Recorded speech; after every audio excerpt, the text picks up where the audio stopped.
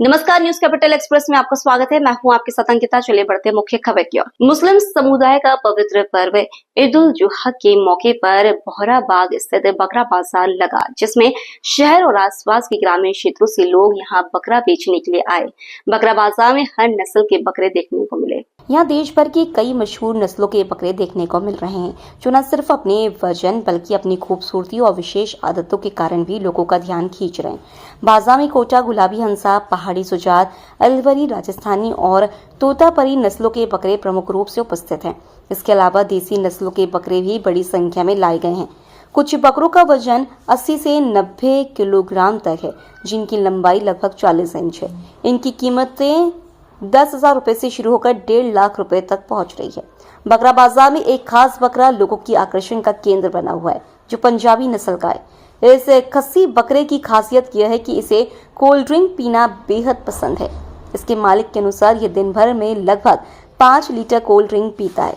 90 kilo वजनी और 40 inch लंबा ये बकरा सबसे महंगे और लोकप्रिय बकरों में गिना जा रहा है। जैसे जैसे ईद नजदीक आ रही है, बकरा बाजार में खरीदारों की भीड़ लगातार बढ़ती जा रही है। लोगों में उत्साह और धार्मिक भावना के साथ बेहतरीन बकरा खरीदने की होड़ साफ देखी जा सकती है। जबलपुर से वाजिद खान की रिपोर्ट। आपका नाम बताइए और कहाँ के रहने वाले क्या हैं? मोहम्मद आसिफ मेरा नाम है। मैं जबलपुर ग्वालियर क्षेत्र में रहता हूँ। अच्छा भैया बताइए कि आप बकरा लेकर आए हैं। जी, कौन सी नस्ल का बकरा है, क्या खास है इसमें? ये कितनी कीमत रखी है इसकी आपने? मेरे बकरे की नस्ल है बीटल। और ये बकरे की खास बात है कि दिन में कम से कम ये 4-5 बोतल ठंडा स्टिंग पी लेता है। और इसकी कीमत मैंने 1,55,000 रुपये रखी है। कितने वजन होगा इसका? 130 किलो। कैसे पाला है? मैंने इसे बहुत मोहब्बत से, लाड़ प्यार से पाला और इसको मैं कूलर में रखता हूँ। बहुत ठंडे में मौसम का तापमान देखते हुए, इतनी गर्मी है इसीलिए। क्या नाम रखा है बकरे का? बकरे का नाम है अलकास। जब 6 महीने का तभी से मैंने इसे कोल्ड ड्रिंक पिलाया है, तो उस चीज का ये शौकीन है। कितनी कोल्ड ड्रिंक की जाता है? कम से कम 10-12 बोतल। अभी कीमत बताइए। 1,55,000। आगे 1,45,000। आपका नाम? मोहम्मद आसिफ। सबसे पहले आपका नाम बताइए और कहाँ लेकर आप? मेरा नाम शाहिद है, शाहिद अंसारी। मैं यहाँ मंडी में आया हूँ अपना बकरा लेकर। ये बकरा 1,40,000 रुपये इसकी कीमत रखा हूँ। अभी तक इसके 1,20,000 रुपये मिल रहे थे, मैंने नहीं दिया हूँ। और इसका वजन जो है लगभग 1 कुंटल 40 किलो के लगभग का ये बकरा है। अगर खास बात क्या है और क्यों आपकी इस तरह से खास है बकरा? ये खास इसलिए देसी है। ये नस्ल अपने यहाँ बहुत कम पाई जाती है। देसी में इतना बड़ा बकरा बहुत कम मिलता है। इसको अपने औलाद गाय पाला हुआ हूँ। पर डे इसकी रेख देख करना, हर चीज करना इसको। आज आप मंडी लेकर आए हैं तो क्या बच्चे के लिए पाला हुआ मंडी लेकर आए हैं? अब मजबूरी है इसको बेचना है, क्योंकि अपन लोग साहिब हैसियत नहीं है, उसकी कुर्बानी नहीं करा सकते, तो अपन लोग बेचने आए हैं। और मैं धंधा करने वाला नहीं हूँ, शौकिया पाल कर इसको बेचने लाया हूँ। आपका नाम? शाहिद अंसारी। ये बताइएगा कि आप मंडी में ये बकरे लेकर आए हैं, जी। क्या नाम है और क्या आपने इनकी रखा है? कीमत क्या रखी है? एक बकरा जो बड़ा वाला है मेरे पास, वो है सुल्तान, और उससे छोटा है जो, वो है पठान, और उससे छोटा है जो 19, वो है सिकंदर। और पठान की कीमत रखे हैं हम 90,000 रुपये, सुल्तान की कीमत रखे हैं 70,000 रुपये, और सिकंदर की कीमत रखे हैं 72,000 रुपये। कौन सी नस्ल के हैं, क्या ये सब जमुनापारी नस्ल के बकरे हैं। ये हमारी किराने की दुकान है घर में। ये सभी चीज़ खाते हैं, काजू भी, किशमिश भी, दाल भी, शक्कर भी, चावल भी, सभी चीज़ खाते हैं। ये इनमें कोई रोक टोक नहीं है। ये बकरे ऐसे हैं कि बच्चे भी इनके साथ खेलते हैं, कोई डर नहीं है, कोई उसमें वो गिला सकुआ नहीं है।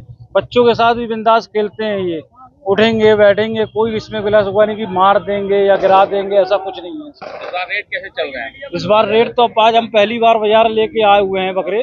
अभी तक हम बाजार आए नहीं थे। अब आज बाजार आए तो बाजार का माहौल समझ में आएगा कि रेट क्या है क्या नहीं है, कैसा बाजार है कैसा नहीं है। आपका नाम? मोहम्मद हुसैन कुरैशी। सर, आज बकरी की बहुत मंडी काफी भीड़ है यहाँ, इसका देखते पुलिस बल का। ये आगामी 7 तारीख को बकरीद का पर्व बनाया जाएगा, कुर्बानी का पर्व। इसके लिए बकरों की मंडी यहाँ बोहराबाग में चार खंबा के पास यहाँ पर भरी हुई है और आज विशेष रूप से काफी भीड़ भाड़ का दिन है। भीड़ को देखते हुए और देर रात तक चलने वाली इस मंडी के सुरक्षा व्यवस्था के माकूल इंतजाम यहाँ पर किए गए हैं, जिसमें हनुमानताल और गोहलपुर का बल देर रात तक यहाँ सक्रिय रहता है और यही प्रयास रहता है कि मंडी का जो व्यवसाय है बकरों का वो सुचारू रूप से चले, किसी प्रकार की कोई आपराधिक घटना इसमें घटित ना हो और शांति व्यवस्था कायम रह सके। जबलपुर गढ़ा के रहने वाले युवक ने जानकारी देते हुए बताया कि वह अपने पिताजी के साथ व्यवसाय में सहयोग करता है। साथ ही दिनांक 30 मई 2025 की सुबह 10:30 बजे करीब महेश टिम्बर इंडस्ट्रीज में बैठा था, जिस जगह हमारा टिम्बर है, जिस पर उनके द्वारा 25 वर्षों से टिम्बर का व्यवसाय कर रहे हैं, उसको उनके रिश्तेदार रमेश कुमार तुलसानी के द्वारा वह भूमि प्रशांत दुबे को बेच दिया। प्रशांत दुबे अपने रिश्तेदारों के साथ आया और आकर टिम्बर भूमि पर कब्जा करने के लिए गड्ढा करने लगा। तब हमने गड्ढा करने से रोका तो प्रशांत दुबे और उनके रिश्तेदार मुझे गंदी गंदी गालियां देते हुए मेरे साथ मारपीट करने लगे। मेरी मां पूजा नागदेव एवं मौसी का लड़का प्रथम आहूजा बचाने आए तो उनके साथ भी सभी लोगों ने मिलकर मारपीट की, जिससे मेरे दाहिने हाथ में, पीठ में व सिर में चोटें आई हैं एवं मेरी मां पूजा नागदेव के बाएं हाथ व प्रथम आहूजा को सिर में चोट आई। लड़ाई झगड़े में मेरा मोबाइल भी टूट गया है। बोल रहे थे यह भूमि हमने खरीद ली, कब्जा करेंगे, यदि विरोध करोगे तो जान से खत्म कर देंगे की धमकी दी। घटना को आसपास के लोगों ने देखा सुना है, जिसकी शिकायत लेकर युवक न्याय की आस में गढ़ा थाने पहुंचा, जहां गढ़ा पुलिस द्वारा मामला दर्ज कर संपूर्ण मामले की जांच की जा रही है। वहीं प्रार्थी ने एक आवेदन एसपी महोदय को भी दिया है और इस पर गांव जांच की मांग की है और साहिल नागदेव ने बताया कि उसको जान का खतरा है। जबलपुर से वाजिद खान की रिपोर्ट।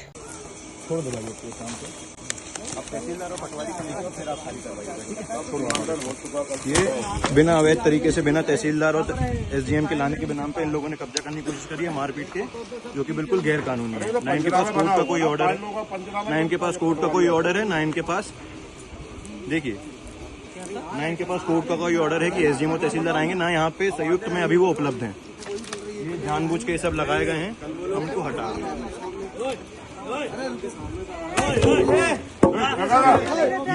ये चीज मारने की धमकी। आज कहाँ है, किस मांग को लेकर आए? मैं साहिल नागदेव आज गढ़ा थाने में उपस्थित हुआ हूँ। मेरी 40 साल पुरानी एक प्रॉपर्टी है मदन महल में महेश टिम्बर इंडस्ट्री के नाम से।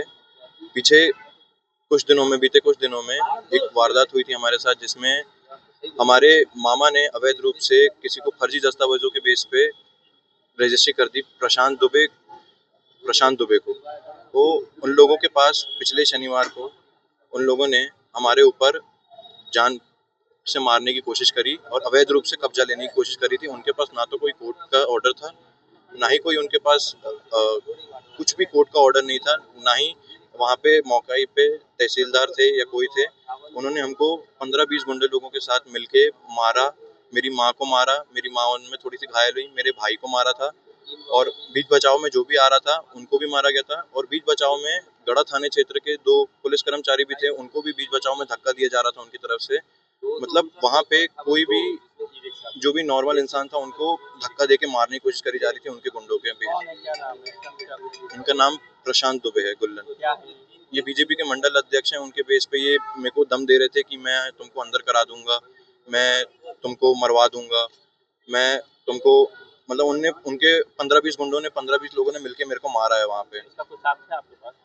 ये मारा है मेरे को यहाँ लगी है, जिसका मेडिकल हुआ था। यहाँ पे भी एयरलाइन फ्रैक्चर था, लेकिन वो अभी नॉर्मल है। और इसका कोई वीडियो फुटेज मेरे पास सब कुछ है, मेरे कैमरे में रिकॉर्ड हुआ है। और जो जिन्होंने मारामारी की चालू करी थी अंकल ने, उनका भी फुटेज मेरे पास है। आपका नाम? मेरा नाम साहिल नागदेव। जबलपुर दुर्घटनाओं से जुड़े हुए मामले में संपूर्ण मध्य प्रदेश में दुर्घटनाओं से जुड़े मामले में ब्लैक स्पॉट पर चिन्हित तीसरे पायदान पर है। जबलपुर में दुर्घटनाओं से जुड़े हुए मामले में संपूर्ण मध्य प्रदेश में दुर्घटनाओं से जुड़े मामले में ब्लैक स्पॉट पर चिन्हित तीसरे पायदान पर है।